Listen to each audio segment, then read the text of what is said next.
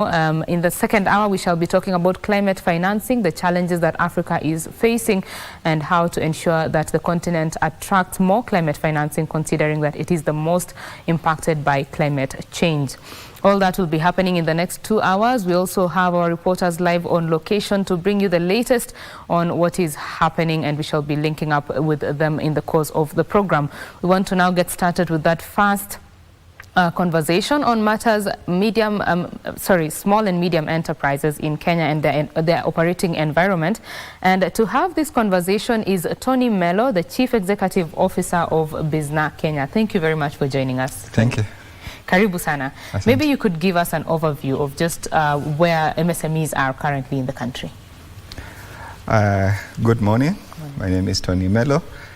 And I think we are at an interesting space within the business sectors, because there is a lot of need for services, products and services. And entrepreneurs have stepped up to fill that void. But then again, at this particular time, we are faced with what I would call challenges within the operating environment, whereby business generally is low. And there's also the issue of taxes for businesses. And so you find that entrepreneurs now are faced with that double challenge. Yes, there's need and there's demand, but on the other hand, there are the challenges that they have to contend with. So that is what we are faced with. And I think we shall be delving much deeper into those particular challenges in a bit. But just to give the viewer an overview, remember that MSMEs contribute over 90% of employment in Kenya. Yes. And they help in combating poverty and, of course, employment creation, as I've just said. And they help the country to innovate, and increase competitiveness. So they are a very important part of our economy. But as you said, there are a number of challenges, starting with the tax environment. On one end, the government says we want to support, SMEs or, the small businesses to grow. And on the other hand, there are these taxes that are choking the businesses. How do you find a balance between these two? I think that is actually what brings out the best in entrepreneurs, which is basically innovation. Okay. And a true entrepreneur is someone who will navigate through the various challenges. And just to put it into perspective, I mean, personally and as Bizna, we are cognizant of the fact that a lot of these issues really are even beyond Kenya. There are things that are happening globally. And what's happening now is that a lot of entrepreneurs are finding very innovative ways to navigate, and sometimes they're going out of their way. Of course, most importantly is that a lot of them now are having to make business and personal sacrifices to be able to even deliver services. I was talking to somebody this week, and they were telling me that they are having to cut down on their pricing so that they can be able to retain customers. So it's within that situation that now entrepreneurs are stepping up. And personally, I think going forward and in the coming weeks and months, we're going to see a lot of different ways of new ways or different ways of doing business, because it's entrepreneurs who actually lead the way. It's entrepreneurs who go and begin to show people another way of doing something. I'll give you an example. One time there was a policy by government where they outlawed the use of plastic bags. And remember, that was the main thing. You would go to a supermarket and all they would give you is just a plastic bag. But if you look at it today, they are no longer there.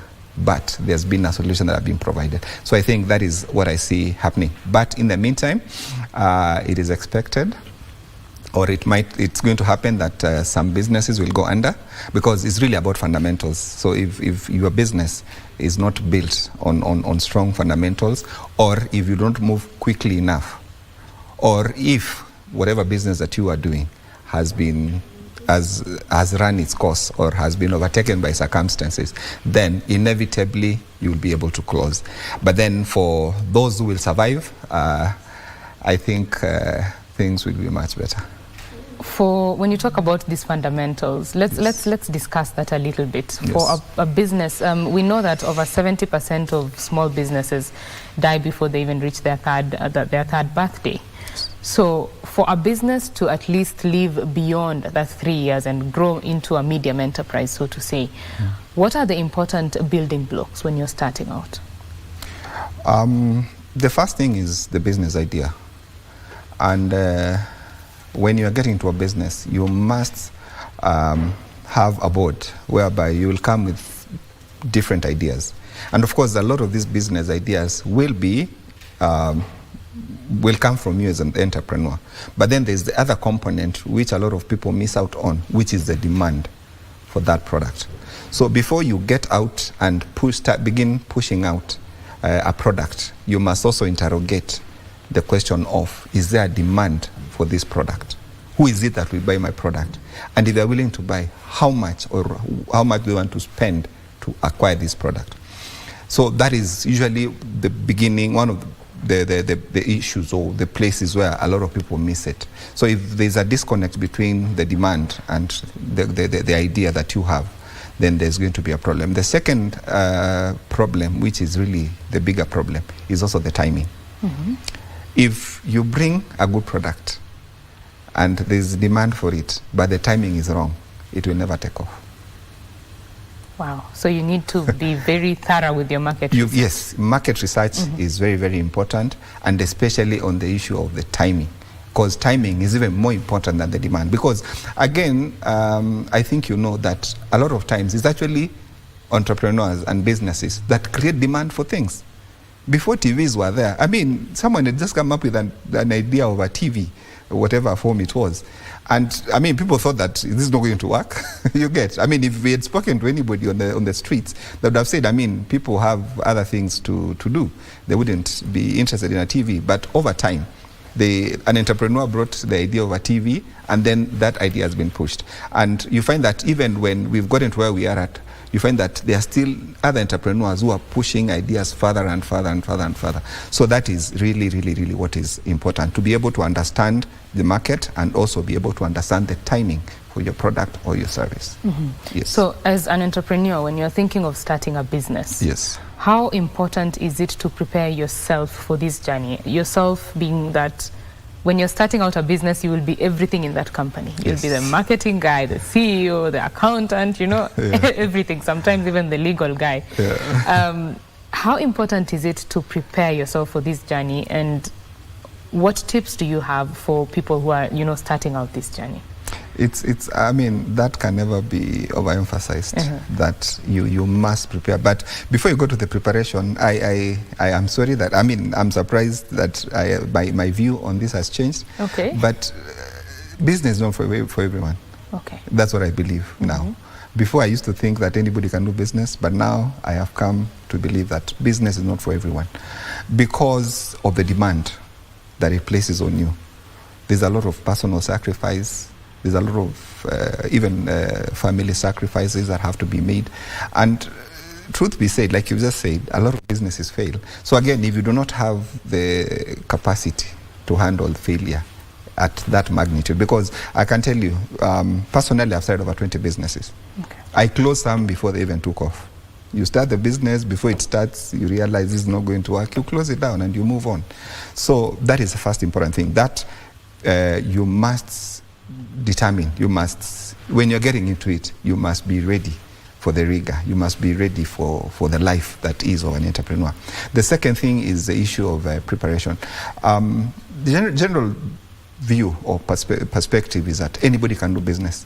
I mean, today if I'm a lawyer, I can easily open a firm because I know I will be offering legal services. But when you get out into the business world and start running a firm, you realize that there's more to the business than your legal services. You will need finance, you will need accounts, you will need customer care, you will need all these guys to work together to be able to deliver the service. So I think most importantly is that you as a person need to be prepared. Secondly, again, do research in terms of what business you are going to get into. Even if you have the technical knowledge or understanding of the industry, learn about how to do business. Because a lot of times what will determine the success of your business is how you do the business. You get, not the technical services. You can be very good. I mean, you're a doctor. You can be a very good doctor. But if you do not have the supporting structures and system to support your practice, your medical practice, the business could fail. So make sure that you also learn on how to do business. And this is especially for guys who are already started. it is never too late. You can always go back and take courses. There are a lot of courses online and even that are offered here that you can learn how to do business. The other thing is you can also procure mentoring and coaching services for business. Because again, like everything else, I'm sure probably you've gone through some coaching for voice and to appear on camera and things like that. So even business is the same thing. You've also got to prepare, you've got to learn, you've got to continue improving your skill and learning how to do it. Yes. Speaking of finances, that has been a major issue or challenge for SMEs in Kenya. It's not just, now, it has been happening for decades now. There are a number of efforts that have taken place, both from the private and the public sector. Do you think enough is being done? No. More could be done because there's a very, very, very huge demand. But from where I sit, actually the first and most important thing is financial literacy. A lot of the loans that we take, we don't even need them. And incidentally, if you talk to a lot of entrepreneurs, they will tell you what they need is money. But then when you give them the money, sometimes they're not very clear on what they will do. So that's why you find that sometimes when entrepreneurs borrow money, they end up spending maybe 30, 40, 50% on personal or family issues. You get a loan and the next thing you are buying a new car. You understand? Yet the old car was still serving you. So I think the first and most important thing is financial literacy. And then the second thing is the packaging of these loans. Because if I borrow today $1 million shillings, and then I'm supposed to start repaying next month, how is that going to work? I mean, whatever I borrowed, I've not even applied it. Yes. You get? So there's got a discussion needs to be had in terms of how can the loan system be restructured, especially for small businesses. Because if you look at it from a very pragmatic point of view, even when government borrows, they're given a moratorium of sometimes years, couple of years before they start repaying. But when I borrow as a small business, the following month I have to start repaying. And that's where the problem begins. I agree with you on that. I mean, it's not that what the creditors are doing is wrong. There are some creditors who are offering great products for this market. But some of them take advantage of that need, you desperately need this money. So you can get it today, $1 million shillings, no collateral. Yes. But the paying back will be so much more painful than if you went, the longer route. So I totally agree with you on that. Do you think that on that point, the government can do something, especially from the regulatory perspective of it? Yes, from the regulation perspective, yes, they can do a lot. And all that begins with conversation. I think government needs to invest a lot of time in talking to small businesses to understand where they're coming from. And especially because small businesses are spread across a lot of sectors. And the needs for each sector are different. So it's important for government to put together a mechanism that will begin to speak to them at their point of need. Because, like I've said, a lot of the things and a lot of the need that is there is not even for money. You understand? It is for other things to be done around how the loans are structured and how the whole process is managed. So the first thing is to have that conversation. The second thing is to put in place regulation that, regulations, that speak to the real issues. Because sometimes, and I'm speaking now from a small business perspective, sometimes there's a lot of regulation and policies that are developed, but they are developed from top to bottom. So you find that they're actually not speaking to the needs of the entrepreneur. But if they would speak to the entrepreneur, then the entrepreneurs themselves will be able to give them pointers of the places that they need to touch on. I'll speak briefly about the issue of predatory lending. There are a lot of logbook loans and things like that. And a lot of these lenders, they are the ones who are killing businesses. You get? Because, when you're paying 15, 20, 30% interest per month, what are you going to do to get that kind of money? It's not going to happen. So I think regulation also needs to come into place to address that. The third thing, and which I think is very critical, is for government to be able to provide a lot of that lending because with the government-backed lending, you don't have to lend the money themselves, but with a government-backed lending, then it becomes easier to have that conversation, because government as an entity is in the interest of the business is surviving. But me as a lender, if I lend you money today, my interest is just making more money. And it ends there. Once I make my money, I move on. But for government, then they would have an interest. And for me, the proposal would be for government to work with existing lenders, be it banks and microfinance institutions, the digital lenders, SACCOs, and guys like that. Because these are the guys who are servicing these guys. So if government came and worked with them, they would be able to provide the solution that would work better. Because again, it's a process. It's not a problem that will go away tomorrow because money has been availed or a conversation has been had. It's an ongoing conversation, but at least I think it will get us going in the right direction. Yes. Very important pointers there. Let's talk about, well, the challenges that most of the time are not within our control, the global challenges, especially issues to do with supply management. SMEs often suffer the impact of these challenges. And is there any way that maybe the government or the local industry can cushion itself from these global challenges, so that when they hit, the shock is not as hard as we feel it now? Yes, the government can. There are a couple of things that government can do. The first thing, of course, is the issue of regulation. The second thing is to work with the small business in mind. And this is especially important because of the fact that the small businesses employ a lot of people. So if these guys are hit, it doesn't matter you'd be shocked at the number of businesses that employ 3 guys. If you have to get the numbers, they are shocking, and you find that is where the problem starts. That if let's say 30% of these businesses or these entrepreneurs employing 3 other people are affected, so many other people are affected. So I think the first thing is for the government to begin looking at it from that perspective, that even as they look at raising revenue and taxes, they should also consider how is this going to affect the small businesses. And the best way to do this is data. Government needs to do more research in terms of who are the small businesses, what businesses are they doing, who are they employing, how are they employing, what are the terms of employment, what services are they providing, what products are they providing, because the problems can be identified. It's not rocket science, but you see now some thought and some research needs to be injected into that whole process, so that now the real issues can begin to emerge and they can be addressed. A simple one is like the cost of fuel. I was just looking at something today in the morning, and I was seeing that the consumption for kerosene has fallen sharply since tax was introduced. So that I can tell you without doubt that you can be sure there are people who've lost jobs. Definitely. Yes. Definitely. Why? Because kerosene is a key fuel for most of the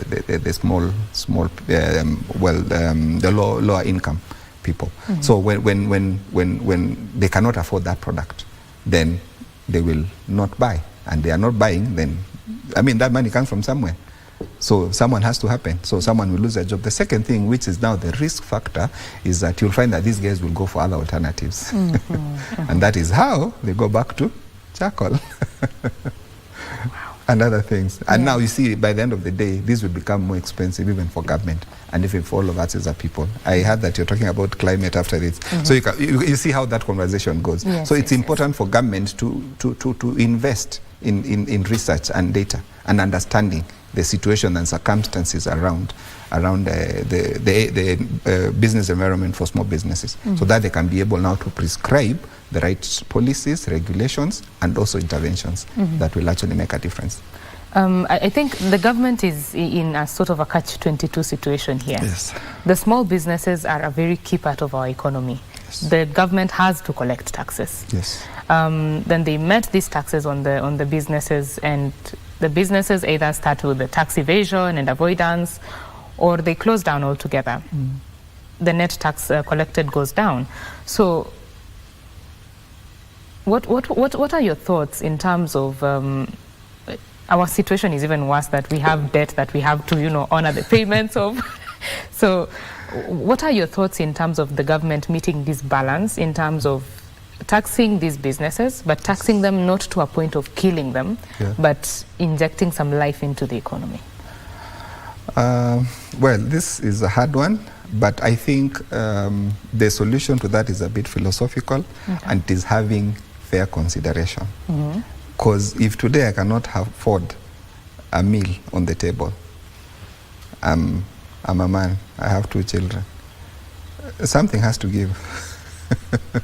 Something has to give. And for me, I think the issue is approach. The issue is definitely the approach. Because, and it has been said, in government there's a lot of wastage. That is a place to begin looking. Secondly, I know a lot of people say that the corporates are overtaxed, but I think, again, if the government can relook at some of the tax structure, not going to the traditional things that they go for. They'll go for payee, they'll go for NHIF, NSSF, and things like that.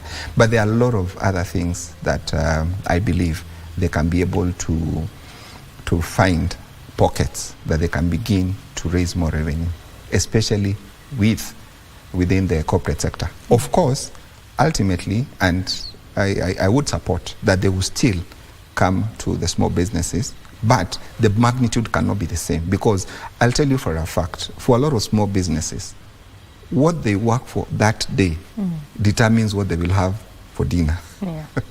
And this is for most of the businesses. Of course, there are a lot of other business can be able to take. So what I would advocate for is a structure that reduces the smaller, the tax reduces with the size of the business.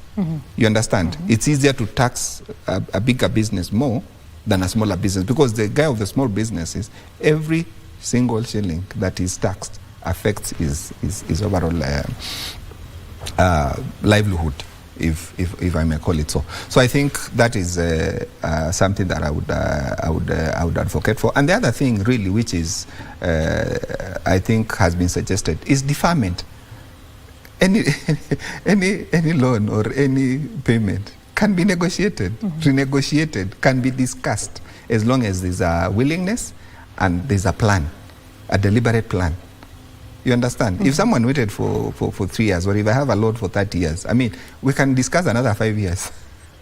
You get? So that we can also, because I think one of the problems I'm having with the current setup is that everything needs to happen now, which is what brings a problem. I mean, if I put a gun to your head right now and told you, give me 1 million shillings, most likely you might not have it. Okay, you might, but you might not have it. You understand? But if I told you, in 1 week, and not the mafia style, in 1 week you need to produce 1 million shillings. You would find a way to produce 1 million shillings if you have to.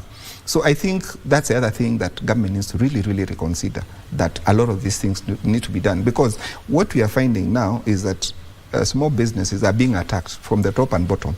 From the top, there is the central government that is collecting all these taxes. Then from the bottom, there are the county governments who are coming with kanjos, and they are ferrying people and their equipment and beating up people and everything. And then all that is an environment whereby sales are reducing because everybody is hard-pressed. So people are not buying enough, and then the little that you are trying to collect, there's all these pressures. So I think it makes it difficult even for entrepreneurs to even think or even work on a way to provide even this service. And you see, the problem is, when these guys are not there, it is all of us who are going to suffer, because for you to get the service that you get every day, someone has to be there to provide them. So when they're not there, then now that presents another challenge. It's interesting that you've mentioned the double taxation and all that between the counties and the national governments. I mean, when the revenue targets are being set at the county level, it's as though there was no room for businesses to first grow and then we now tax them. It's like the ones that we have, we will tax them until they cannot survive anymore. What is the role of county governments in growing their own, the businesses that are in their counties? If you ask me, I'll tell you, the first thing that the county governments need to do is to provide an enabling environment for the businesses to operate. What is happening now is that for both levels of government, they see small businesses as sources of revenue, and it ends there.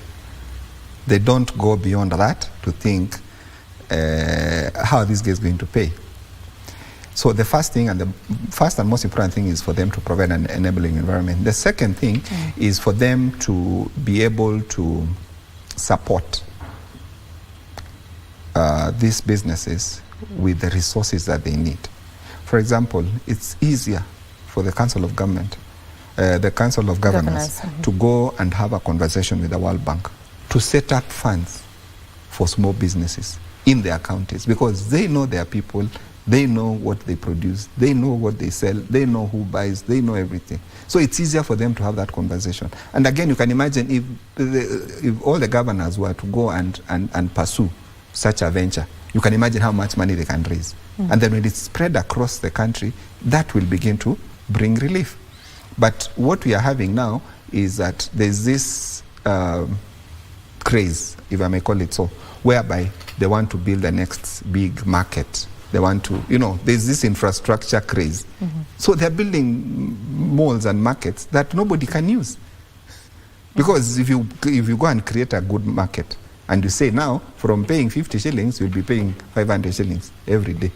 I'm not even raising 500 shillings, or I'm raising 700 shillings, or 800, or even 1,000 shillings. I'll not give you half of what I've collected, yet I have to buy stock, I have to move it to the site, I have to prepare it, I have to market it, I have to package it, I have to do all these things, and then I make 500 shillings, and you take 500 shillings.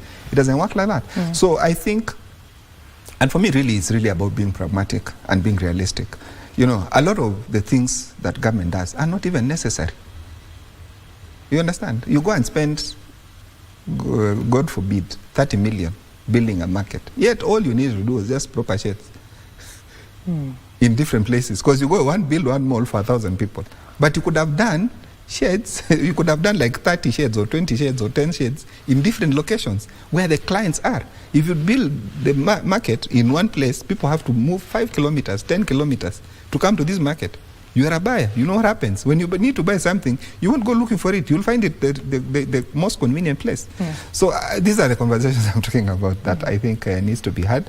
And this can only happen if the government is talking to entrepreneurs and not just looking at them as revenue sources. Yes, because you see, the moment my revenue as a business rises from 10,000 per month to 30,000 per month, I can assure you, I'll have no problem paying more tax. Because I've been facilitated, I've been resourced, I'm making more money. Even me, I want to pay more so that now things can improve. I can move from 30 to 50 and maybe to 100. From a bicycle to a motorbike and then a Pro Box, and I move on. So that is how I see it. And in the process, employ more people, and we deal with the problem of unemployment in Kenya.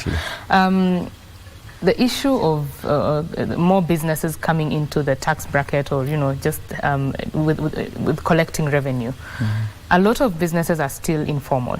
Yes. The government has tried a number of ways to bring them into the tax net, but some are working, some are not working.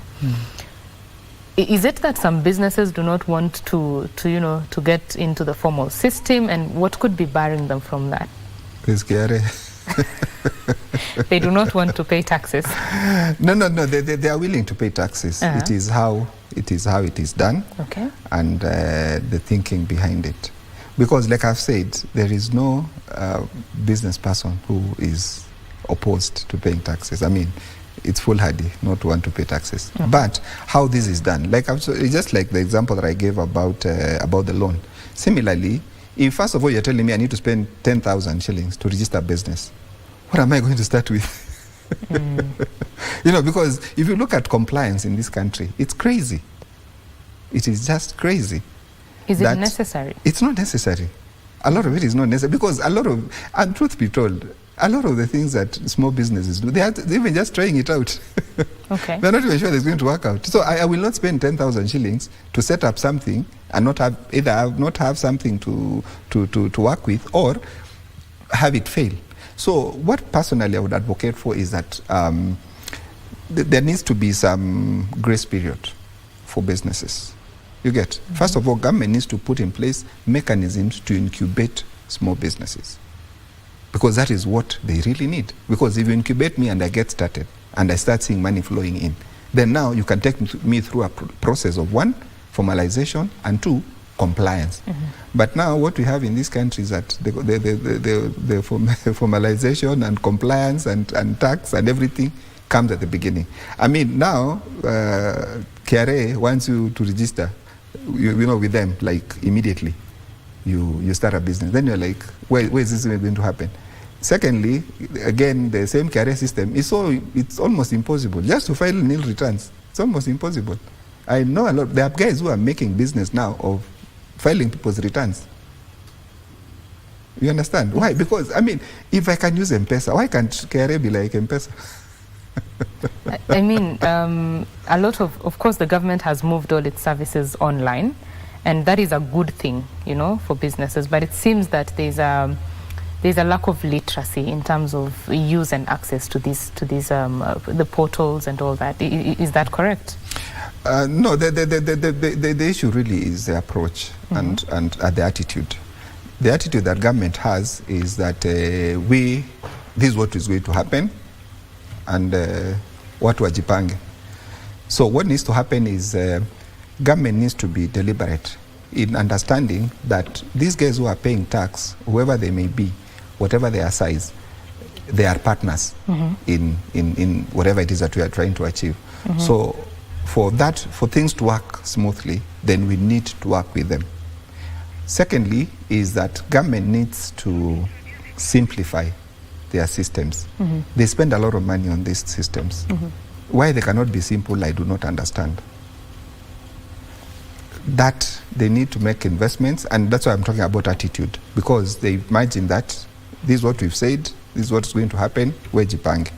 That should not be the attitude. The attitude should be, you are an important partner in this process. We want to work with you. How can we make this better for you? Mm. Like I've said, the best example is M-Pesa or money transfer. You just need, I mean, even someone who's never been to school, they can be able to use that system. Okay. So I think government needs to invest, 1, in simplifying the systems. 2, they need to invest in educating people. Right. I know KRA has done some bit of work on that, but they do that on email. Okay, well, we'll talk about that in a little bit.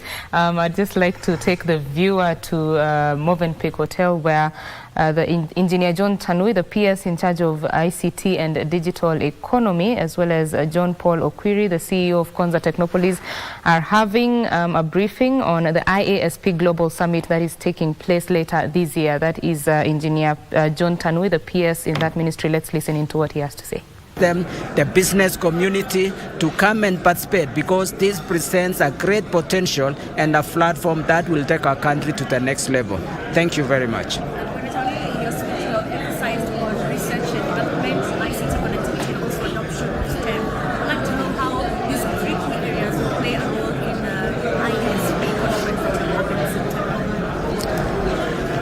For enabling science and technology to drive, we need to involve many people, and we need to see our professionals, our students, our scientists in our universities participating.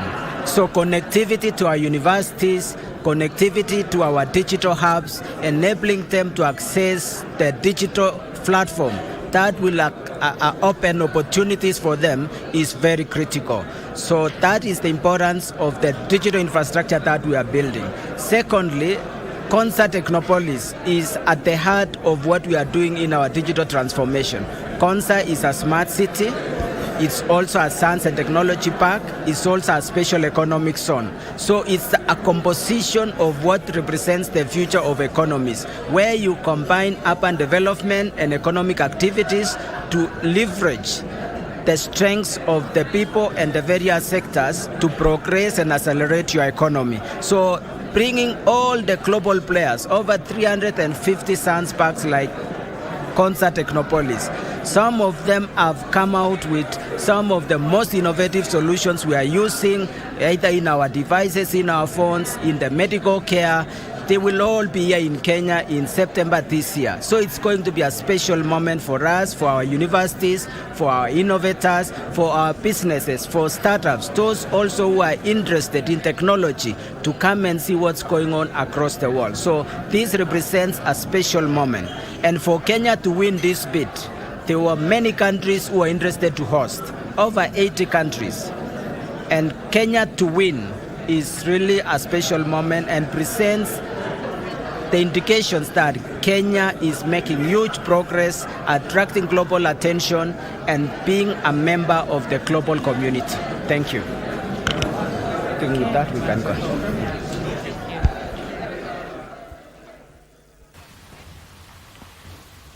That is Engineer John Tanui, the Principal Secretary at the Ministry of Information, Communication and Digital Economy there, speaking on the upcoming IASP Global Summit. Kenya, of course, won the hosting of that particular summit out of 80 countries, and he says that over 2,000 delegates will be attending to discuss matters ICT. Of course, our very own reporters will be bringing you the latest on that report in our subsequent bulletins. Now, we get back to studio and continue with our conversation here with Tony Mello, the CEO in charge of Bizna Kenya. Now, we were talking about matters SMEs, their operating environment, and just how they are surviving these tough times. Tony, we have talked a lot about what the government is doing and the challenges that they are facing, these businesses are facing from a government perspective.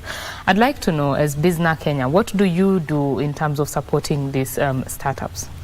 At Business Kenya, the first thing we do is that we share knowledge and information. Okay. A lot of issues, like we said at the beginning, is that people do things because they are not informed, because they are not knowledgeable.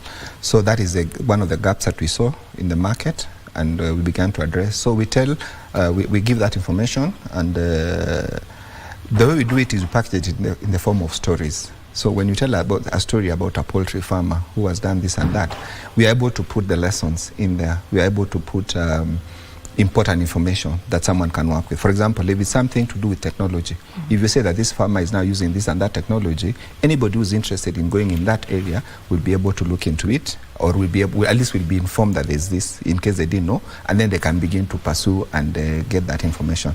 The second thing is marketing. Now, business is really about marketing and for people to know where they can get what they need. So we help small businesses with marketing.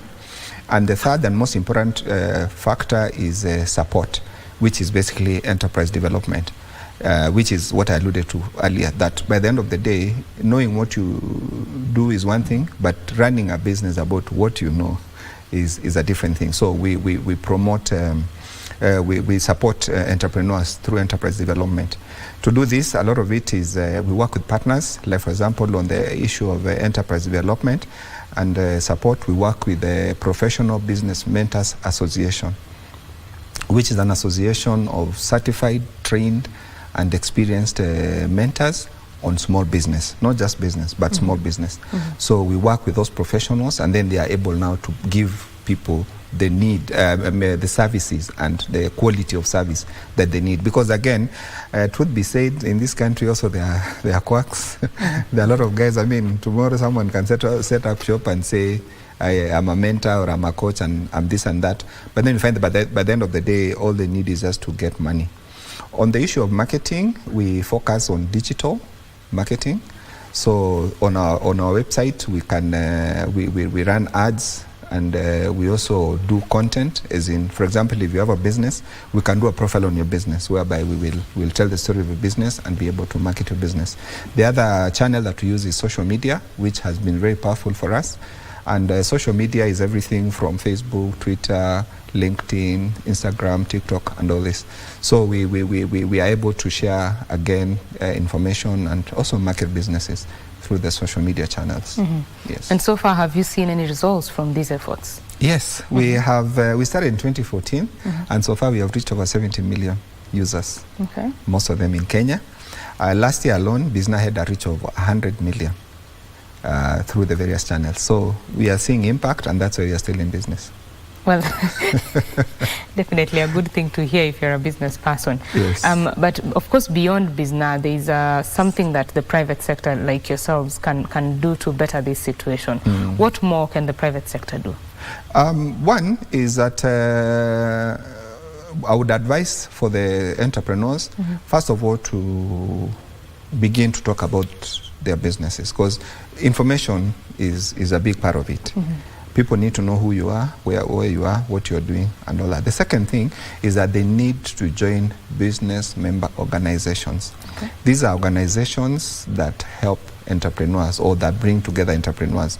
Of course, we as Bizna Club, we have, as Bizna Kenya, we have Bizna Club, which is a community of entrepreneurs. When you come here, you find that now, first, you're connected to like-minded people. Number two, you are connected to the resources that you might need. It could be a supplier, it could be a client. Because sometimes, you know, we can, like, you've seen it like in a matatu, we could be sitting next to each other. Yet what you are looking for is what I have. But you see now, because we are not talking, everybody alights wherever they are going, and that's the end of it. So you are connected to guys who are in the same space, and you can actually find whatever it is that you're looking.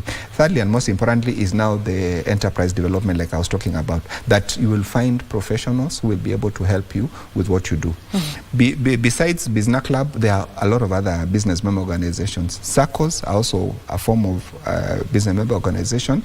Then there's something like the Chamber, Kenya National Chamber of Commerce and Industry, and a lot of other organizations. I would really want to encourage entrepreneurs to join these organizations, because it's in those spaces that a lot of your questions are answered. Secondly, you increase your knowledge base on issues. Number three, you get connected and networked with the right people. One of the big things, personally, I've had the privilege of being in business for some while, and I've been in a lot of the spaces, business spaces. And one of the things that I saw, and especially with bigger businesses, is that most of the solutions are a call away. Okay. A call away. You know, one time I was talking to Manu Chandaria about a solution. We were trying to see if we can connect small businesses to second grade materials. You see, like a lot of factories, there's the first grade, which is what they sell, and then there's a second grade that sometimes they either dispose or they reuse. Okay. And yet there are people who can actually be able to use those kind of materials. I spoke to him. It didn't even take 3 minutes. He made a call, and the next thing I was in Mombasa at their factory, Mabati Rolling Mills factory, and the issue was sorted. So I think networking can never be overemphasized, that we need to network with the right people, because with the right networks, most of the solutions or most of the problems, if they're not solved, at least they'll be half solved. You know, someone will take you closer to where the solution is. So I would really want to encourage entrepreneurs to do that. And then, of course, the other thing is also the issue of saving, or at least joining a SACCO, because SACCOs help you to organize your finances. You know, when money is in your pocket, it belongs to somebody else. Because you are just maybe a call away, or you just need to pass through somewhere and you see a nice watch, and that money is spent. But when you learn to keep it away, then it helps you to begin to see how you can navigate and organize your life. And then you basically work with a plan. And a SACCO can help you do that. Right. Yes. Well, we shall be getting back to more of this conversation in a little bit. My colleague Wairimu Njenga is on standby there at that particular briefing we just had on matters the IASP Global Summit, and she wants to talk to the CEO in charge of Konza Technopolis Development Authority, that is John Paul Okwiri. So, Caro, if you can get me, let's get right into that. Thank you, Betty. Now, picking up from where the PS for ICT, John Tanui, talked about the IASP conference that is slated for September 24th to 27th, right here in this country. And I'm now joined by the CEO of Konza Technopolis, John Okwiri, who are the official host of this IASP conference that is slated, as I said, in September this year. To just tell us more details about what to expect and the preparations that are going on in terms of ensuring that we host this conference in this country. Maybe, John Okwiri, you can start with the bidding process. How was it? Over 80 countries bidded for this host of this conference. For you to be the official host, what does this mean for Kenya Technopolis? Thank you very much for having me in this interview. Today we are very grateful to our partners who heeded the call to come and meet with us so that we can begin the official planning process for this ISP conference, which is science parks and innovations, areas of innovation. A number of about 400 science parks. Membership of the ISP is about 400 members from 400 members all over the world. Made up from about 80 countries, and we will be inviting them to come to Kenya and Africa to specifically speak about innovation and science parks and areas of research and development. So we are very happy today to have hosted our partners who are going to work together with us and various stakeholders in the hosting of the conference. Therefore, based on your question, the bidding process was very competitive.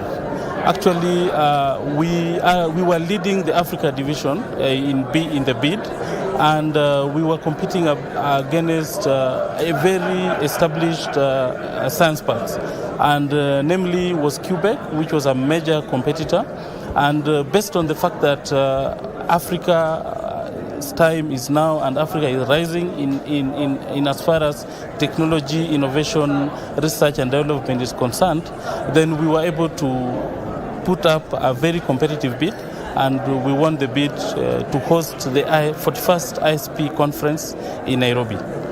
So I'd like to know the theme of this conference, and also I've seen your emphasis on research and development, ICT connectivity, and also our adoption of STEM. I'd like to know how this all are playing in ensuring that we have our ISP conference right here. Now, Konza Technopolis is a science park. Now, being a science place means that we are able to provide that platform, that startups ecosystem, innovation ecosystem, research and development is well anchored in our country. And Konza Technopolis is providing this through the various innovation ecosystem initiatives that we've enhanced over the years. And also the fact that Konza Technopolis is a host to 2 universities, one of them being a research only a STEM university that is in the Kenya Advanced Institute of Science and Technology, which is basically a graduate-only university which focuses on science, technology, engineering and mathematics.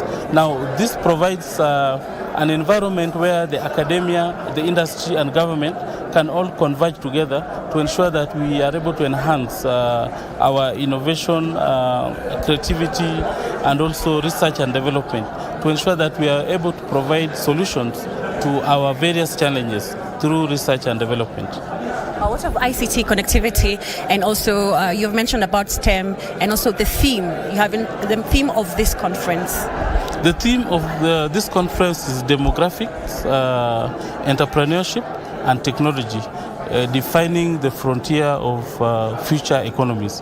Now, basically, in as far as ICT is concerned, Konza Technopolis has provided the environment through our national data center, which is a state-of-the-art Tier 3 data center, which basically has provided the host environment for data. You know, data is the oil of today, and having the opportunity to have the infrastructure to host this data, then it will provide us with an environment which we are able to create space for innovation, and also we will be able to scale up various solutions and innovations towards defining solutions to challenges, basically African challenges, Kenya challenges, and also the world global challenges. Now, hosting the global data in Kenya and basically Konza Technopolis provide us with an opportunity to attract the best talent in as far as innovations is concerned. And also, having realized the trend, current trend is that the initial economies were driven by industry, agriculture, oil, and the rest.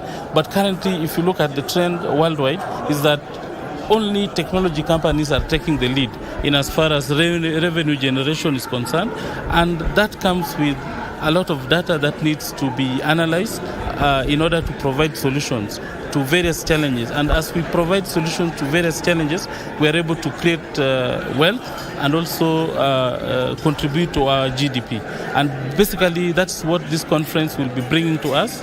And as a country, we are very proud to have led this bid and to have been awarded to be the host country for this ISP conference coming the year 2024 in September. Thank you. Well, that has been John Okwiri, who is the CEO of Konza Technopolis, talking to us about the IASP conference that is slated in September. Remember, Kenya is becoming a conferencing hub. We have this conference that is slated in September. We also have the Connected Continental Summit that is expected in April. And we have many more conferencing that is also happening here in the country. Now, I will take you back in studio, Betty. Thank you very much, Wairimu Njenga, coming to us there with the CEO in charge of Konza Technopolis Authority, and of course talking about that summit that is taking place in September. Kenya just making more inroads in becoming a MICE destination, so we shall see what that conference brings to us. Now in studio, we want to finish up our conversation here on matters small and medium enterprises and their operating environment. I mean, I've been speaking with Tony Mello, the CEO in charge of Bizna Kenya, and we've talked quite a lot about the challenges that SMEs are facing and how difficult things are. Is there hope? Yes. There's a lot of hope. Personally, I see things turning around this year. It's going to be a little hard in the beginning, but sooner than later, I believe things are going to turn around because of a couple of factors. Number one, the global situation will correct, hopefully. Number two is the issue of the rains. At least we've seen some bit of rains. So again, we expect that there's going to be some good harvest. And then with this will begin to ease of things. And then again, I think all the efforts that government has been putting in place with the taxation and everything, then we'll begin to see changes coming around, things turning around. For example, I think you had the president talking about, I think yesterday or this week, he was saying that the housing program has employed 120,000 people. So you can imagine that is just one program that has employed 120,000 people. So we expect probably most of the other interventions to also begin to bear fruit, and then things will get better. But overall, there is hope. There is hope. There is hope. So to an entrepreneur or aspiring entrepreneur who is listening to this program, what would be your message to them? My message would be, one, be prudent. Don't spend what you must not spend. You know, try and be very deliberate in terms of where you're putting your money, what you're putting your money to do, because it's in controlling your expenditure, then that begins to give you room. The second thing is we need to be very aggressive in terms of marketing and also in terms of how we do what we do. You know, don't just stick on to the old way of doing things. And you know, for example, let's not be like the Dukawalas, just sit in their shop and waiting for everybody to come. There are a lot of channels today, especially on digital and social. And with partners like Bizna Kenya, you can reach out to some of these guys and they can help you. Because again, talking about digital and social, it's not just about that you've put out a post. It is how you put out that post, the language that you've used, the images that you've used. And you know, there's a technique to working on digital and social. So again, be cognizant and be deliberate in terms of the efforts that you're making. But overall, I really want to encourage guys to use digital, because digital is a lot cheaper to use. But then again, try and, if you do not understand it very well, try and get help from someone who will help you to do it right. Mm-hmm. Thank you very much, Tony. I think that's a great way to end the conversation. Thank you. Asante sana for joining us. Shukran. Tony Melo there, the CEO in charge of Bizna Kenya. We have talked about the MSME operating environment and the challenges that SMEs are going through, but also, he says, there is hope as long as you do your due diligence and ensure that you're prudent in your workings as an entrepreneur. That is the first conversation of BizCheck. We will be joining another guest to talk about matters climate financing, but first we want to take a quick break. Do stay with Channel 1.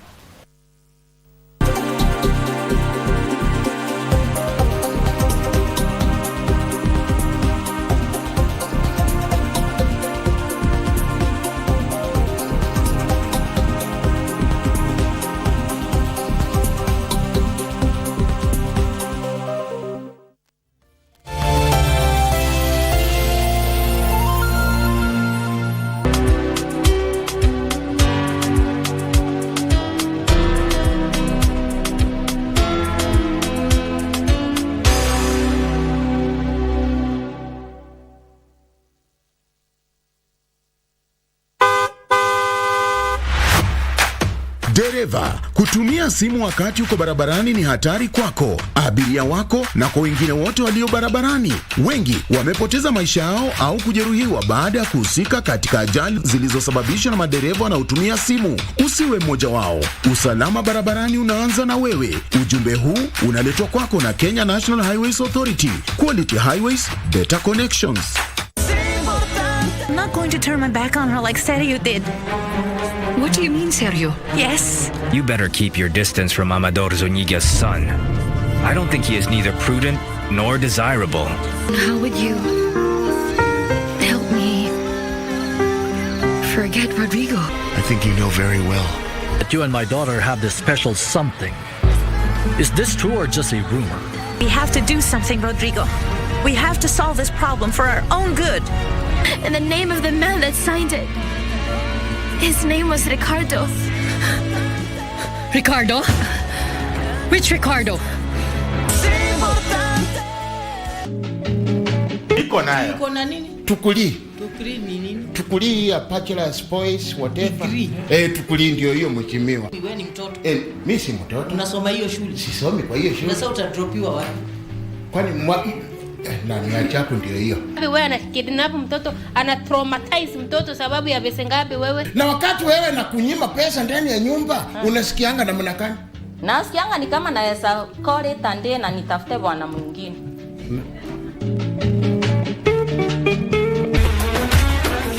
دريتيش يما اللي حاصل وانت غايبه. Ningependa tuzungumzie aina za watu ambao hawataweza kuonja ama kunusa hata harufu ya pepo ya Allah subhanahu wa ta'ala. Katika sifa hizi 10 zimetajwa hapa, ukiwa nazo kutokamana na mafundisho ya Bwana Mtume sallallahu alayhi wasallam, wataingia katika moto wa jahannam.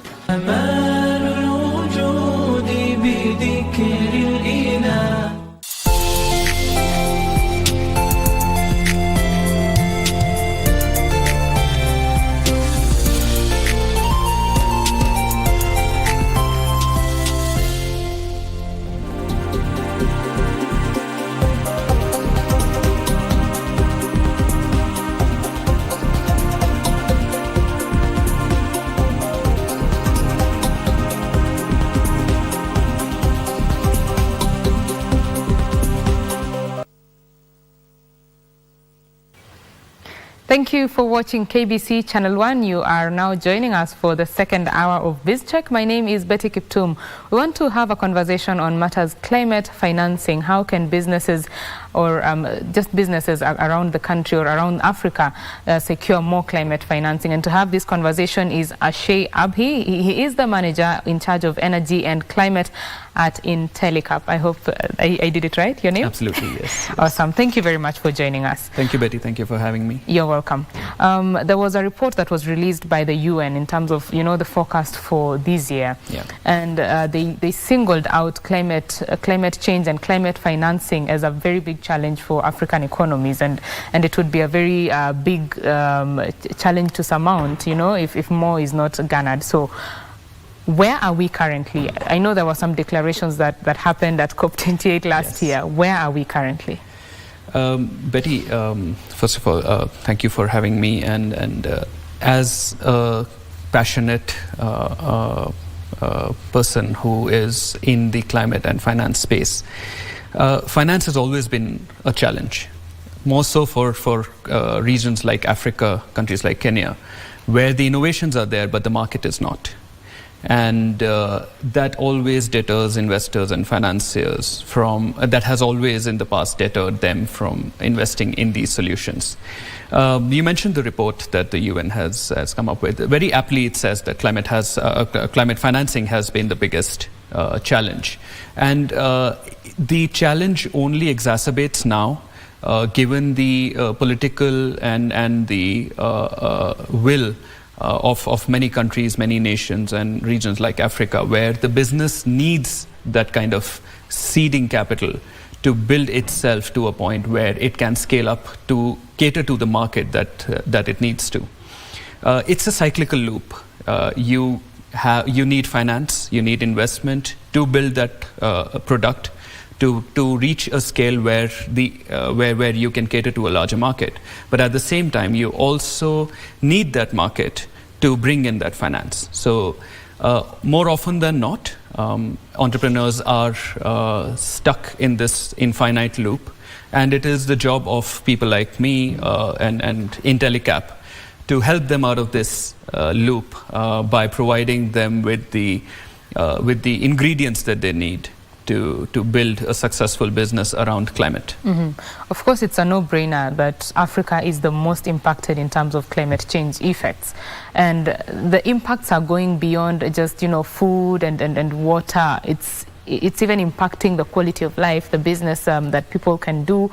So how can we attract more investment in the climate space? So there are no set formulas for attracting investments. It all depends on the kind of market we're in. And we've studied the African market quite a bit. What we have seen is that while the innovations exist, investors, they are primarily concerned with two things. One is the collaterals that the innovative the innovative entrepreneurs can bring in. Because investors by nature are risk averse, and I'm talking about banks here. But they need to bring in that capital, and the private sector needs to bring in that capital. The second is, of course, the government support. Now, when the Africa Climate Summit happened in Nairobi, there was a brilliant move on part of the government to bring all the stakeholders together to a point where they sit around on the table and ensure that Africa is not part of the meal, but it is where the meal is coming from. What is required for attracting those investments? I think there's just one word: market. You have to build a robust market ecosystem for the investors to know that this product or this innovation can be scaled. At Intellicap, we support a lot of enterprises who are in the early stage of their technologies. And we've seen incredible technologies coming out of Africa, especially on the e-mobility side, in the sequestration side, in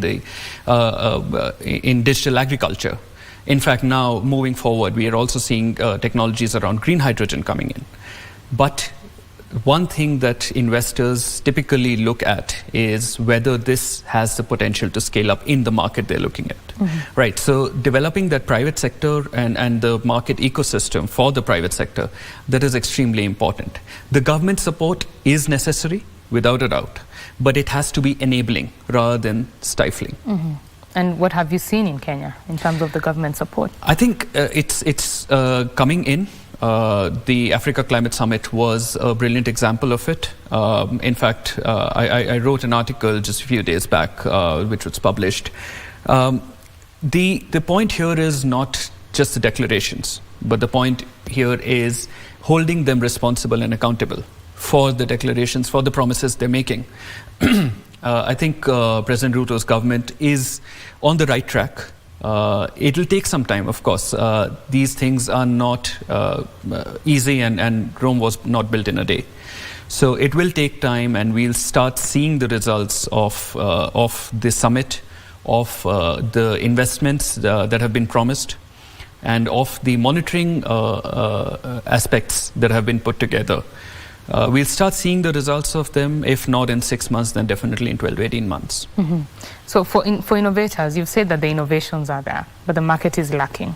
Correct. How do you ensure that your innovation is or is being accepted by the market? I mean, do you even have control over that? It's tricky. The innovation that comes from the market. Mm-hmm. When you study the market and when you know and understand the gaps that exist, that's what leads to the innovation, and it becomes sort of a necessity. How it gets accepted in the market is a combination of multiple factors. Okay. And a few of those factors include how you position yourself. A lot of times, and this has been seen with technology entrepreneurs, they are so close to the technology that they often overlook the market aspect of it, the business aspect of it. We've supported many of these entrepreneurs to help them bring their products to the market by giving them the solutions as to this is the market that exists. And when we do that, it also is an aha moment for them, because they're like, yes, this is not something that we had thought of. At the same time, the point is not that it should be adopted by the masses. The point is that it should solve a problem. Mm-hmm. And when a product solves a problem, it'll automatically get the market that it deserves. Mm-hmm. Most of the times when you see these innovations, especially for things like climate change, the market that you're targeting are probably people who do not have that much of the financial power, to access these products. So there is a very important point to pricing and all that. Just allow me to pause that right there. I'd like our viewers to take the viewers to another event that is happening at Mumbi Grounds in Murang'a, where there is a launch of the Kiharu Masomo Bora launch that is spearheaded by Ndindi Nyoro, the area member of parliament. Let's listen into that.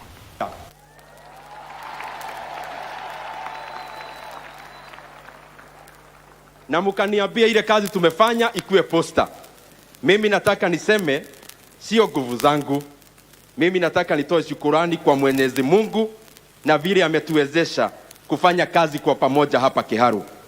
Na ndimwire ni thengio muno ni wira uria twarutire thiini wa tamu ya mbere MP wa Kiharu. Na ni ngucigweta tamu ya mbere twi guku Kiharu.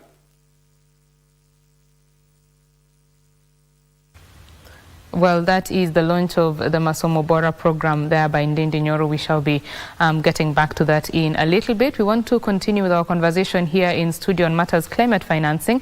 And before we took that link, I was asking Abby whether how important it is in terms of pricing right for the climate innovators. Go ahead. Right. Betty, when we're talking about the climate innovations, we have to understand that there may not be a mass market and there may not be solutions that cater to the end consumer, like a light bulb or something that they consume at an everyday on an everyday basis. Mm-hmm. That happens, but only in the energy access aspect of it, wherein we're talking about solar home systems. Mm-hmm. So let me talk about the energy access part. When we're talking about energy access, we understand that the solutions need to be affordable to the people who are at the bottom of the pyramid, because that is the market that these products need to cater to. Mm-hmm. And for that, there is philanthropic capital that needs to come in. Philanthropic capital from the organizations such as the World Bank or the UN organizations, the institutions that are helping make the world a better place. So they need to put in the financing to the entrepreneurs to make that product affordable. Once the market is initiated and it starts getting adopted, the market itself will correct the price and bring itself to a point where the philanthropic capital may no longer be required. On the other hand is the more commercial aspect of the technological innovations. This is where, again, we will need the philanthropic capital, but the government support is also very important. We're not talking only about the subsidies, but we're also talking about the enabling environment that the government can provide in terms of, let's say, the tax holidays to these entrepreneurs, priority lending. The government-based banks can set certain sectors on priority lending. And we've seen this, and in fact, we've in several of our reports as Intellicap, we have recommended this to governments to enable the ecosystem that can make the market grow. Right. And when you talk about the government support, most of these things, you need the local government, county governments, the local government to support these projects. What have you seen in Kenya in terms of that support from the local governments? What we've seen here is that there is definitely the intent to support the programs. But at the same time, the government also needs to focus on building the relationships with the philanthropic organizations which directly fund the governments. And that funding has to percolate through all the levels of the government, including the county or even the local block development offices, wherein the local support to the consumers can be provided. In a structure such as what we have in Kenya, we see that the schemes are often for the benefit of the end consumers. They require monitoring and tracking as well, and that I think is an essential part of the entire investment and financing portfolio, because without the accountability, there's not enough that you can see at the local level that can happen. And the change needs to be brought in. Not only needs to be brought in, but it also has to be advertised that this change is happening. And it is happening because of ABC reasons, and it is those reasons that will help build the market. So to me, I think the intent is there. The government is taking the right steps at all levels. And from what we are seeing, the results will start coming in the next 12 to 18 months. For a lot of innovators, a lot of iterations have to happen in the process. The final product or a product a year from now is far from what you had a year ago. Especially in the market where we are in Kenya, you might be innovating for, say, Muranga, yet people in Baringo will take up that product in a very different way, or there are changes that have to happen. So as innovators start to attract these investment, what would you, what is your message to them in terms of innovating for the local challenges? The first thing is contextualization. Okay. When you're dealing with local challenges, the challenges across the country will not be the same. Yes. They will be different for different sets of areas, for different people, and you have to cater to them all. So contextualization rather than standardization is what should be done when you're talking about products at that local level. Second thing is that the financing that goes down to that point will benefit from the contextualization. When we are talking about a world that is increasingly global, and standardization is the name of the game when it comes to reducing the cost of the product, because contextualization or customization is expensive. But at the same time, we have to understand that you can only cater to the market with the help of that context, and bringing in the local context, the local flavor for products. To give you an example, when we are talking about energy consumption, it'll be different in different areas, and that has a direct impact on how the climate diagnosis of that area happens, based on which will happen the innovation. So the contextualization for that one particular area, what are the energy products they use, what are the generation mechanisms, how is the consumption, what are the electronic appliances that are being used in that particular area.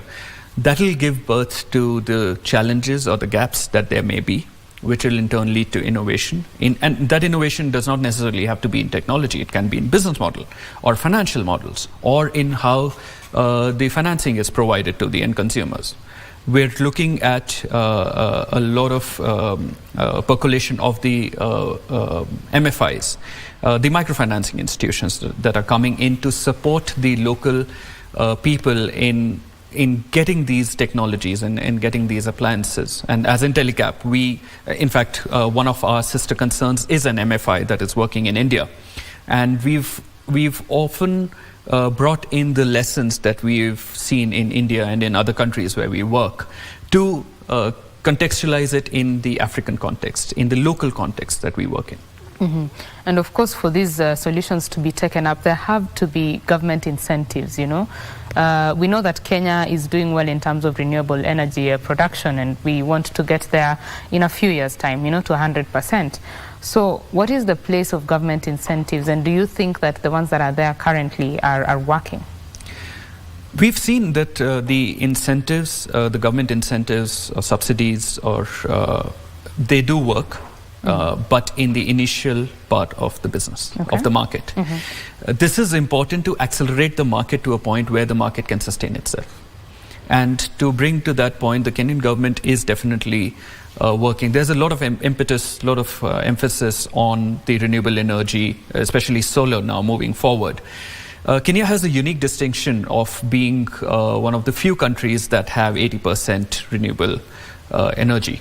And while that is great, what remains is some pockets where they do not have access to the grid. So the energy access aspect of it has to be brought in. The other thing is that even that remaining 20% has to now move to solar or has to move to other renewable energy sources. So the government, I think, is bringing in the investment. I think Africa Climate Summit was an impressive show of what Kenya can do, what the government can do. And there have been promises in terms of investments that are coming in. But at the same time, those investments need to percolate to the right levels. For energy access, the local governments have to absolutely be mobilized, and the financing has to go down to that point wherein they can provide incentives to businesses, subsidies to consumers, and can develop the market to a point where the entrepreneurs do not require those subsidies anymore. We know that in Kenya, one of the biggest gaps that exists is the use of clean cooking energy solutions. We are not doing too well yet. How can we get to the point where we can say now, we are doing something? Betty, this is a push market. You have to push the product into the market, but you have to also enable behavior change. We're talking about masses that know a certain way of cooking. So to bring in those clean cooking products, to bring in different technologies, we need to enable a space where behavior change can be brought in. Ultimately, we need to understand that only placing the product in the household is not the point. The point is that it is used as a primary cooking solution. And for that, there are different strategies that we've also been exploring with a lot of our partners, which are looking to develop, cook stoves with cook stove programs to bring in 50,000, 100,000, 500,000 cook stoves into the market. And while we're working on that, we've seen that the market exists. What does not exist is the behavior change that is required. And we're talking about the absolute bottom of the pyramid, of the social pyramid. And it is at that level that you need education a lot more. You need to help them understand what the benefits of this particular product are, why it is important for them, what are the healthcare benefits, what are the gender-based benefits of these products. Clean cooking is not just about energy, or it is not just about climate. It cuts across these other themes of health, gender, of businesses, of finance. And they need to be made aware of these aspects as well. What can be done? There's immense support that is required from the local governments, from farmer producer organizations, from SACCOs. It is these organizations, it is these institutions that have the strength to bring that product into the market. And when I say the market, I'm saying that they need to bring that product to the end consumer so that it is used and the lives of everyone who is associated with it can benefit from it. It's interesting that you mentioned the behavior change issue, and there are some people I have heard say they cannot eat ugali if it has not been made with firewood. Absolutely. I think the smoky flavor of it is what's and it's delicious. At the same time, it also needs to they also need to understand that what we are talking about here is their own health. And we've understood that these local flavors need to be brought in when we are talking about clean cooking solutions or even energy solutions at large. But that's where the behavior change comes in, that you have to develop a better solution. And this is what we give to we tell the entrepreneurs as well. How can you bring in that flavor? You're not using firewood, and we don't want you to use firewood, but is there something that you can tweak in your solution that brings both ends together on the table? And of course, when households are doing their budgeting and all that, the pricing of these other solutions has to come to fore. You cannot tell me to purchase something that is more expensive, at least on face value. Ultimately, it's more expensive because of the health issues that come with it and all that, but on the face value, it looks cheaper than the other options. So where are we in terms of coming up with solutions that are affordable to this group of people? Sure. When we are in the developing countries, it's very tricky to balance the upfront payment with the total cost of ownership. When you're talking about the upfront payment, because we are a price-sensitive people, we of course will look at how much more expensive this is in my monthly or daily budget than what I've been using. We do not factor in the total cost of ownership, which includes the health costs, the healthcare issues, the money that you have to spend on medicines. So what can be done here is sensitization towards how the cost of ownership versus the daily cost. Also, on the other end, on the supply end, we definitely help bring in the scale to the market so that the price of the fuel or of the cook stove can be reduced. This is also wherein the philanthropic capital comes in, because they're the ones who can provide who can provide grants and who can also provide very low interest, very low cost loans to these enterprises. And that is when you take advantage of that, the cost of the product automatically comes down. So when you multiply the philanthropic capital with scale, you are looking at a product that is much cheaper than what you use regularly. And I'm talking about scale in terms of 1 million cook stoves.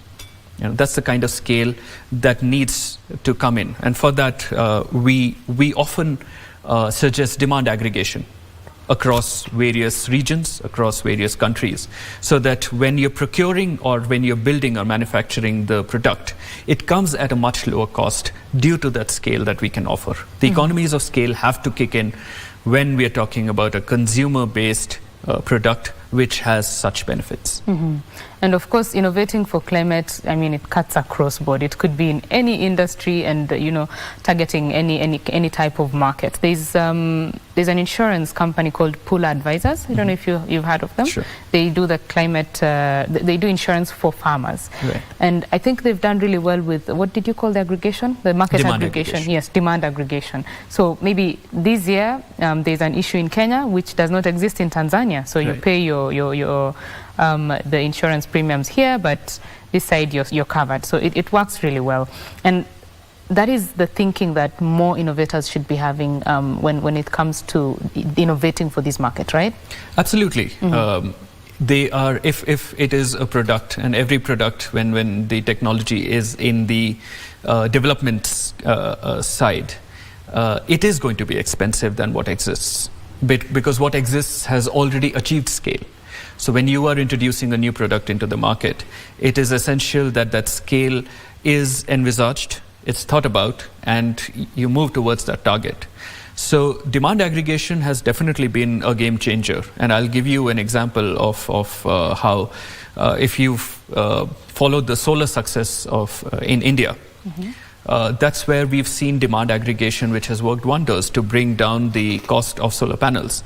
And as Intellicap, when we have suggested the development of a solar market in Africa, we have suggested this model of demand aggregation across countries. And we've worked with the top premier organizations in the world, in the philanthropic organizations, to help them understand what demand aggregation can do to the technology and to the product in terms of pricing. And it has worked. And it has worked, certainly. We have ample examples in Africa, in India, in Asia, where demand aggregation has worked. In fact, if you will look at e-mobility, right now, this is exactly what is happening in the e-mobility space. There is demand that is coming in from multiple sectors, and all of that converges to this one product, be it the vehicle or the battery.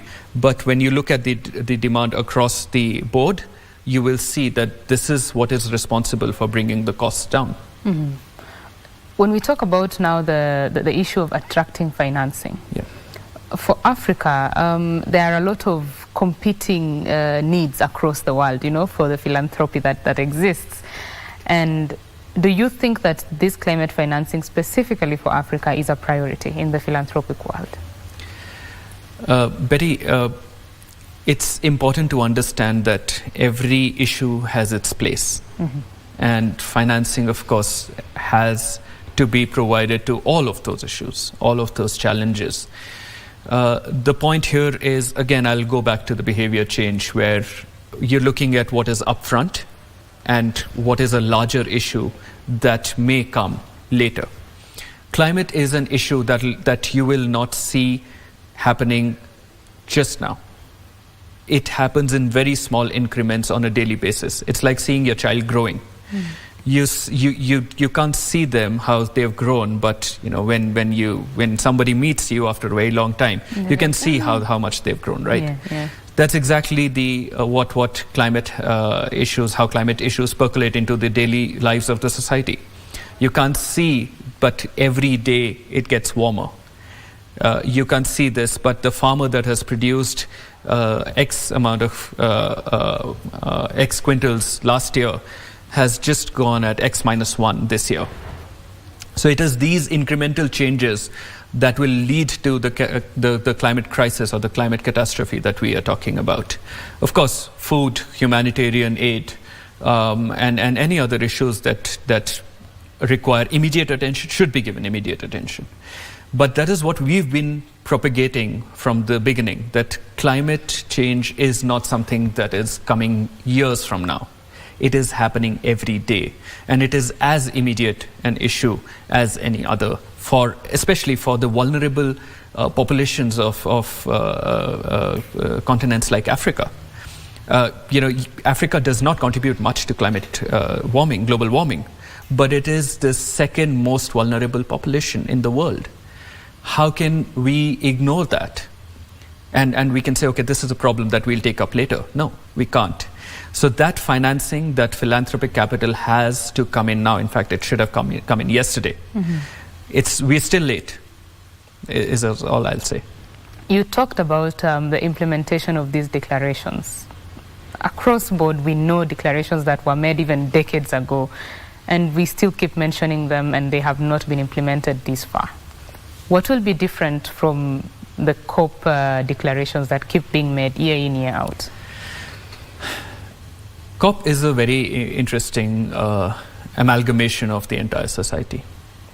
When we're talking about COP, of course, there are negative sentiments that go around. Nothing happens. It's all words and dialogues and declarations and promises that are made. But what you'll also appreciate is that the COPs that have happened over the years, they have led to some change in the society. And I'm not only talking about the change in how climate is perceived. That is definitely there. It has brought climate to the forefront. It's also changed in maybe not in as many ways as the society would want, but it has definitely had an impact. And our team, Intellicap's team, was there at COP this year. And we've seen that those changes are happening on an incremental basis. But they are small. And since they are small, they're not visible to the naked eye. But when you go closer and look at it from a deeper lens, you will see that those changes are happening. COPs are platforms where promises are made. But the promises are being made. And then those promises are being taken up. Excuse me. Those promises are being taken up by the people who are in charge. Organizations like ours, we do hold these people accountable. We do ask them, this is... Sorry. This is what you had promised. Okay. Let's just take a very quick break there so that we can have a sip of water. When we come back, this conversation on climate financing continues. Do stay with Channel 1.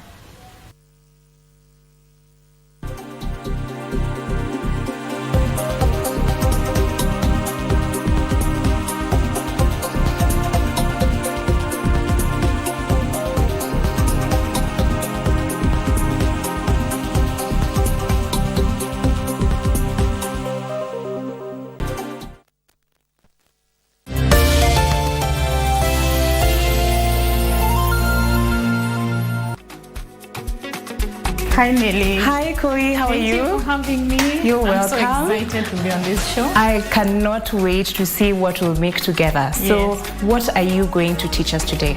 We are going to make a coconut chicken curry. Don't like spices because they do not know how to use spices. Them. That's true. Guys, can you see how fluffy that rice is? It smells so good, and the paprika has really added that red color. And I know broiler cooks a lot faster. Yes, actually, it's really nice. The salad is so good. I was really waiting for this moment. I know the handwork. Are you ready for some fun and excitement?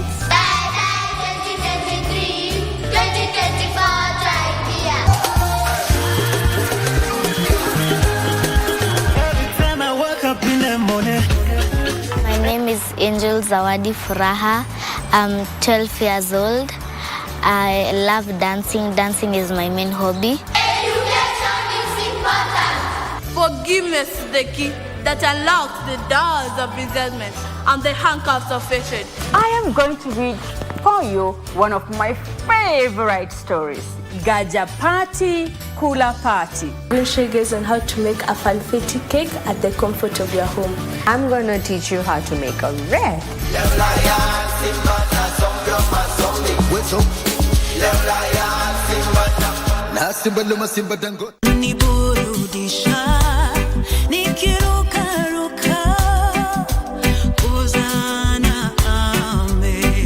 So you definitely know the boy is amazing. Wakikwambia ni uongo, ambia that's a long corny, yes, the boy is corny. When you empower a woman at the expense of a man, then you have no community at the end of the day, because it takes two to build a community. Now we feel the society has taken a step back from looking at the boy child. So we have this other side which is accelerating, and the boy child side which is stagnated. Boy child must face it rough, you know.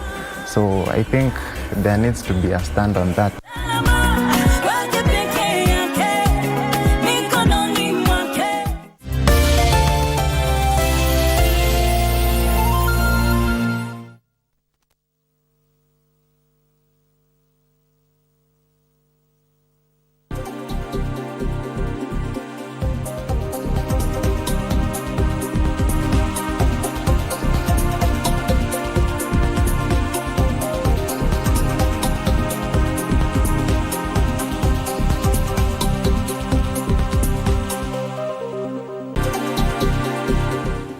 Thank you for keeping it Channel 1. This is Biz Check. In studio, we are having a conversation on matters climate financing, and we are having this conversation with Ashay Abhi. He is the manager in charge of energy and climate at Intellicap. Ashay, you were talking about the COP meetings and the declarations that are being made year in, year out. You sound hopeful. I am. We're dealing with something that you cannot be hopeless about. We're dealing with saving the world. And you can't do that without hope. I'm hopeful, definitely. We work in the space where if we don't have hope, we can't give our entrepreneurs, our philanthropists any hope. So it's very important for us to work with that hope. And why not? We're not going to let the world drown. That's for sure. We cannot afford to do that. We cannot, and we won't. Yes, we owe it to our generations, Yes. Right. Let's now talk about a very important part of this combating climate change, our mobility. Right. Yeah, adoption of e-mobility. Where are we currently? I think e-mobility has taken up quite a large space in the climate conversations. And it has come up as a solution that will that has the potential to reduce the vehicular pollution. We are at a good space. I think the prices are coming down. There's a lot more adoption, and a lot of this adoption is being driven by the private sector, where we are talking about e-mobility, electric fleets. The bodas that you have here, they're increasingly becoming electric. You see a lot of electric bikes on the road now. The electric cabs that are coming in.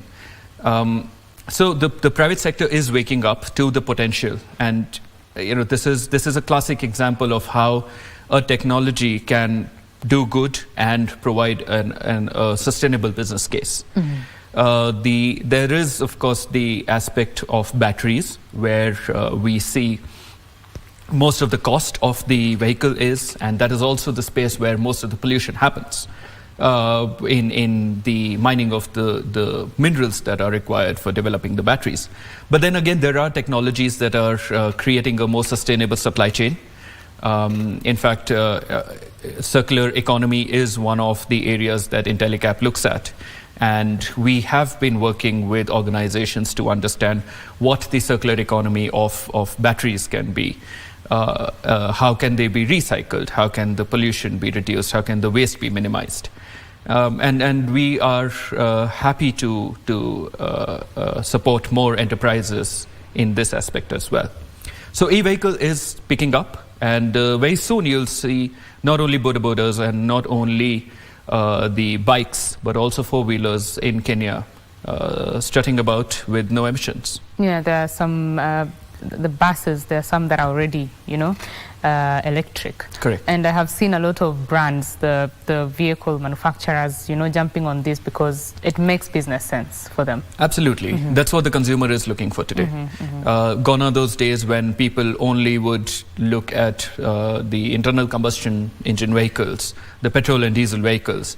There is an increasing demand from the socially conscious or the climate conscious consumer for electric vehicles, and it's coming in. And as the scale increases, we will see a drop in prices as well. There are interesting business models coming in, even for the battery side. Battery swapping or selling vehicles without the battery and taking the battery on a lease basis, and that reduces the upfront cost of the vehicle almost by 50%. Those are the kind of business models that will improve adoption in markets which are, again, as I said, price sensitive, like Kenya or the larger Africa. But the point is that it is a technology that will see increasing adoption and improve the carbon profile of vehicles. Of course, the Western world is moving away from production of the fuel consuming vehicles, and there is a concern that Africa will end up being the dumping ground of these vehicles. What are your thoughts on that? That was the case earlier, but I think Africa has grown into its own market. Earlier, it used to be the second-hand vehicle market or the dumping ground for most of the technologies, because those technologies would be built there, and then 5 years or 10 years later, they would end up in Africa. But this is the beauty of globalization that has happened, and the climate conversations that are happening across the world. Africa now gives the market. Africa is the market for these technologies. You look at China, you look at India. Most of them regard Africa as the next frontier for market, because this is where the consumers are. This is where the consumers are waking up to more spending and the consciousness that comes with being vulnerable. And I think Africa is no longer the dumping ground. As I said, Africa is no longer on the menu. It has a seat on the table that decides the menu. Nice, very nice.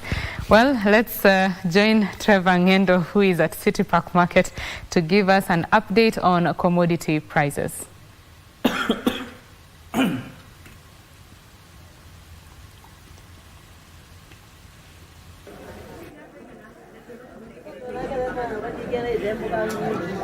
Thank you very much, Betty Kiptum, over there at the Broadcasting House. We are coming to you live from City Park Market here in the capital city, and it is indeed true that prices of commodities have been escalating in the previous months, and especially in the marketplace that has downscaled all the way to your plate.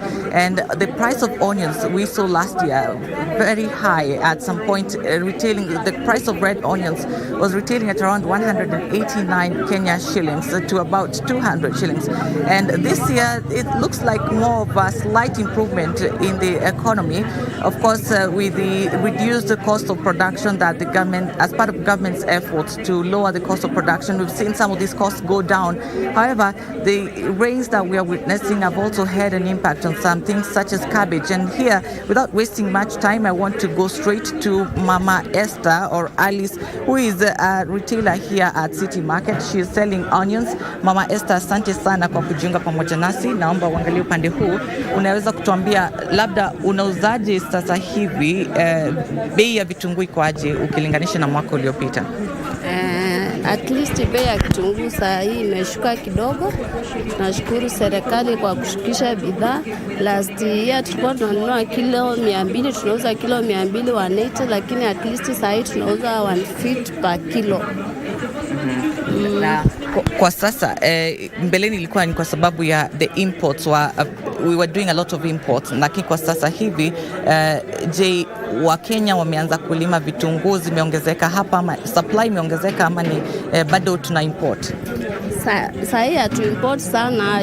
Ukiangalia places kama Tanzania kwenye tulikuwa tuna export, saa hii wamelima vitunguu zao. Saa hii Kenyans tumelima, na saa hii supply yetu iko juu sana, juu hakuna watu wengine wananunua vitunguu from our country.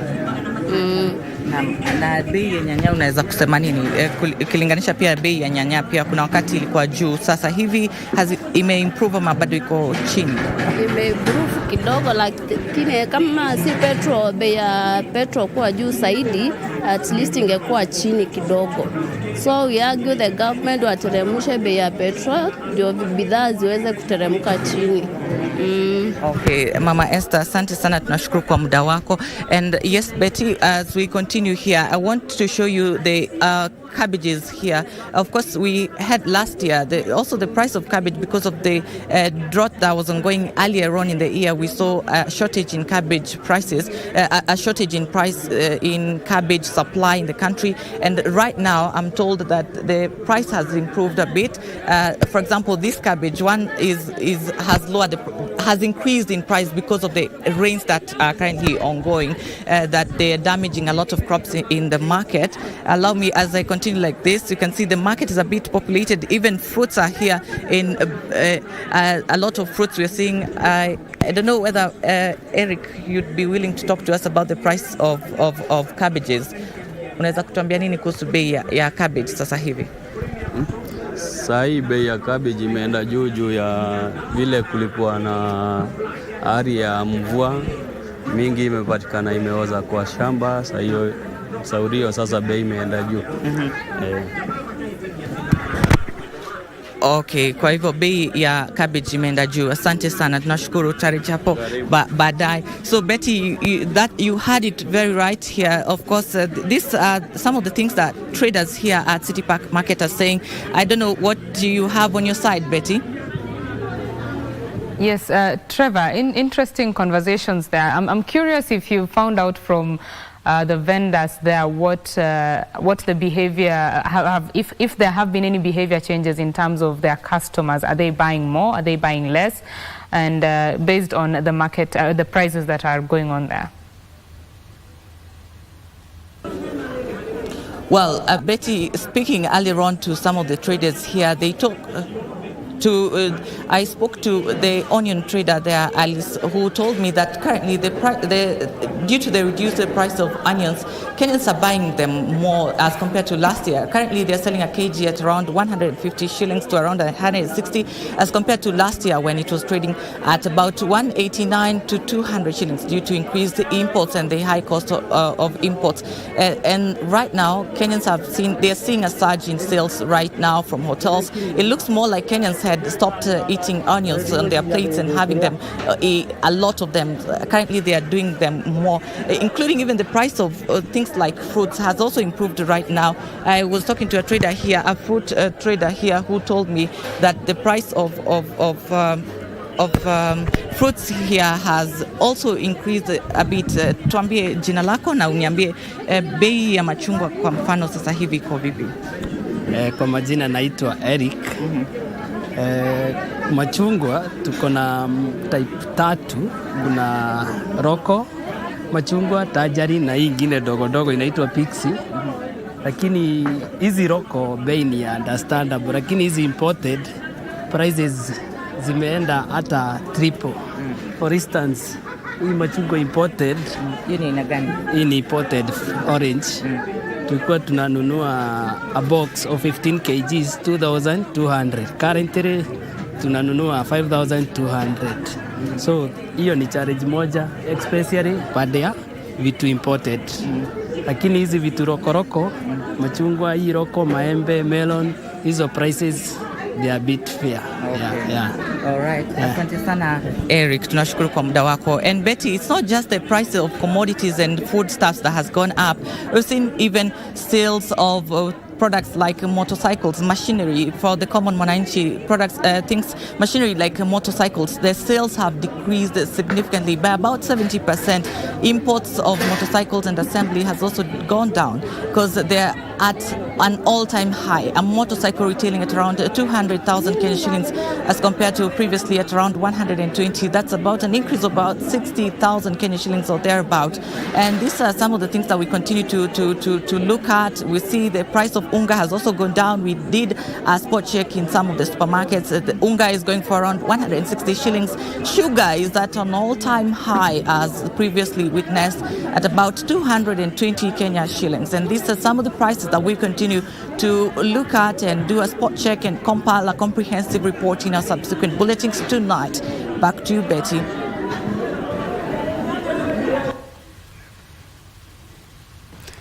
Thank you. Thank you very much, Trevor, for that report. Of course, he shall be giving you those numbers in the report that he mentioned in our subsequent bulletins. Now, we get back to studio. We are continuing to discuss matters climate financing. And before we joined Trevor there, Shay Abhi, the manager in charge of energy and climate at Intellicap, was telling me about the adoption of e-mobility. Go ahead. Right. As Trevor just mentioned, the prices are going up. And it's not surprising given how stressed the supply chains are in the world right now. But this is also an indication that the people are demanding more. They are looking for solutions that go beyond the convention. And it is this is the right time for the market to bring in those solutions such as e-bikes and provide and take advantage of the gap that now we'll begin to see within the market. Mm-hmm. So as we come to a close of this conversation, what does the future look in terms of climate financing, especially for this market?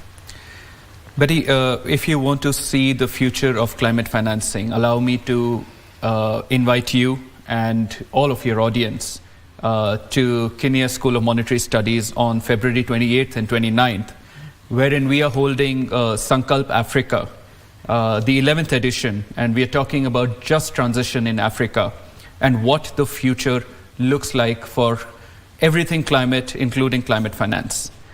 I'd urge all the business people to come in. You can look for it on our website and take advantage of the stakeholders that are coming in, the entrepreneurs and the innovative technologies that are going to come in. And that, I think, Betty, is what will determine the future of how we move forward with climate finance, with climate in Africa.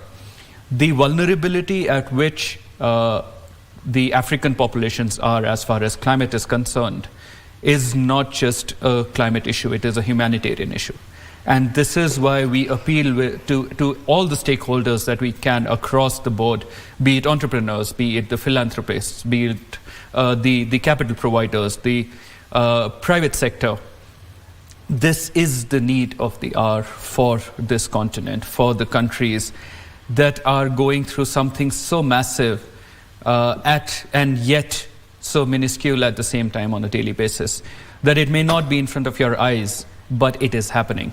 And through you, I think this is the perfect time to bring up such conversations. And through you, we would like to appeal to the stakeholders to try and find more innovative technologies and invest in them. We are here to help and support in developing those technologies and developing the market ecosystem. But the capital needs to start flowing in, and it needs to start flowing in from yesterday. Needs to start flowing in from yesterday. Thank you very much, Ashay, for having this conversation and sharing your nuggets on climate financing. We hope we save the planet, yeah? Absolutely, we will. It's not just about hope. I think we absolutely believe that we will. And as Intellicap, I can assure you that we are doing everything that we can to do this. And thank you so much, Betty, for having me and for giving me a chance to share my thoughts with you. Awesome, you're welcome.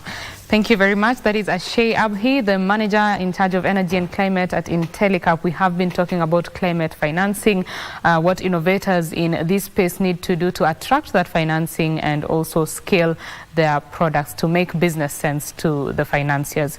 Well, that's it for BizCheck this morning. I shall be handing over to the Swahili team on Kurunzi Mashinani and Tamrini at the top of the hour. My name is Betty Kiptum. Do enjoy the rest of your viewing. Bye-bye.